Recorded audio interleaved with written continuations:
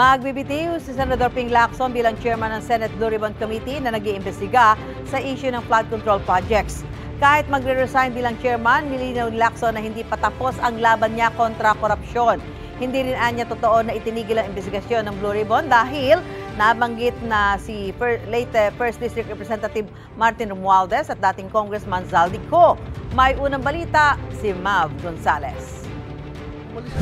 Dala-dala yung buong staff niya, baka pwedeng... Magbibitiw na bilang chairman ng Senate Blue Ribbon Committee si Senate President Pro Tempore Ping Lacson.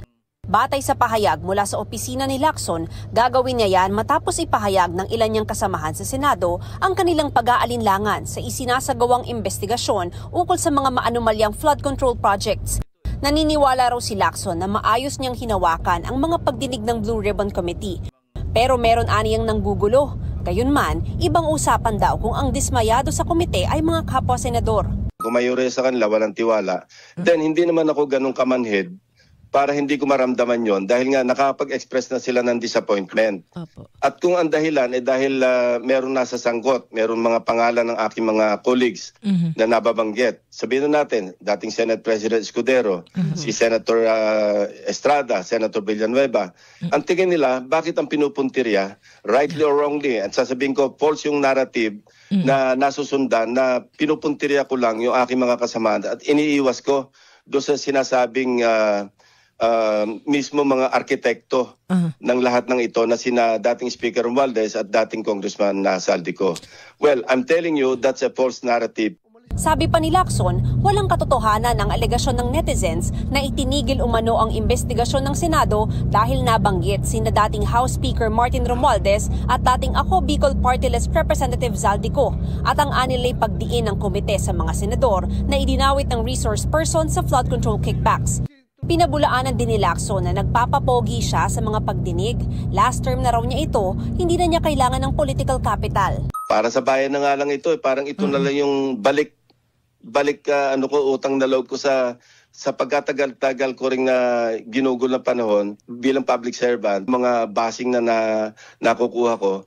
Pero sige lang, hindi naman ako na-distract doon. Pero pagka yung mga colleagues ko na ang nagpapahayag na hindi na sila happy o kaya disappointed sila, ibang usapan yon. Kasi nga, sila yung nag-elect sa akin. At sila nag-elect ng lahat ng chairpersons ng lahat ng komite. So pag wala silang, pag majority sa kanila, wala nang tiwala, what is left for me to decide on or to do except magbitin lang bilang chairman. Hindi naman aniya nangangahulugan na kung magbitiw siya sa komite, titigil na ang laban niya kontra korupsyon. Kailangan munang i-manifest ni Lacson ang kanyang pagbibitiw sa plenaryo. Pagkatapos ay maghahalal sila ng bagong chairman.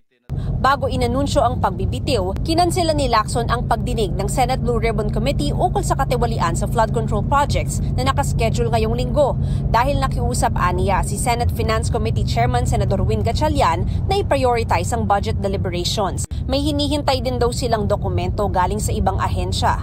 Pero paglilinaw ni Lacson, hindi pa tapos ang kanilang investigasyon. Kasama pa raw sa mga iimbitahan nila sina Romualdez at Co.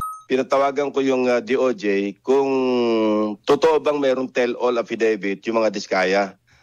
Pareho ang tugon, hindi available at yung sa executive judge pinadala sa NBI pa yung specimen signatures ni Atty. Spera kaya mga kulang daw 1 linggo bago lumabas yung resulta. Ganun na ng DOJ, medyo parang vacillating yung mag-asawa at hindi raw talaga definite kung talaga magte-tell all o hindi. Nananatiling suspended until further notice kasi hindi natin alam kung kailan magkakaroon ng puwang. Sa panawagan ng ilan na ipaubaya na sa Independent Commission for Infrastructure o ICI ang investigasyon sa flood control anomalies, that's also one option. Pero sa tingin ko, lalo nang mapapasama yung perception sa Blue Ribbon Committee. Tsaka sa inyo, sir. Tsaka napasok na, nabanggit na yung pangalan ni dating Speaker Romualdez at meron nang lumalabas na malinaw na ebidensya kasi corroborated na mga records yung kay ex-Congressman Zaldico. Lalo pangit namang ite-terminate. Eh di lalo nang nabuo yung suspicion, na-reinforce pa yung suspicion na talagang pinoprotektahan namin yung dalawa. Makokontrol ko ba yung nagbanggit ng pangalan ni dating Senate President Escudero? Makokontrol ko ba yung nagbanggit ng pangalan ng 3 kong dating kasamahan at kasamahan sa ngayon? Kung saan kami dadala na ebidensya, dito kami pupunta. ito ang unang balita Mav Gonzalez para sa GMA Integrated News.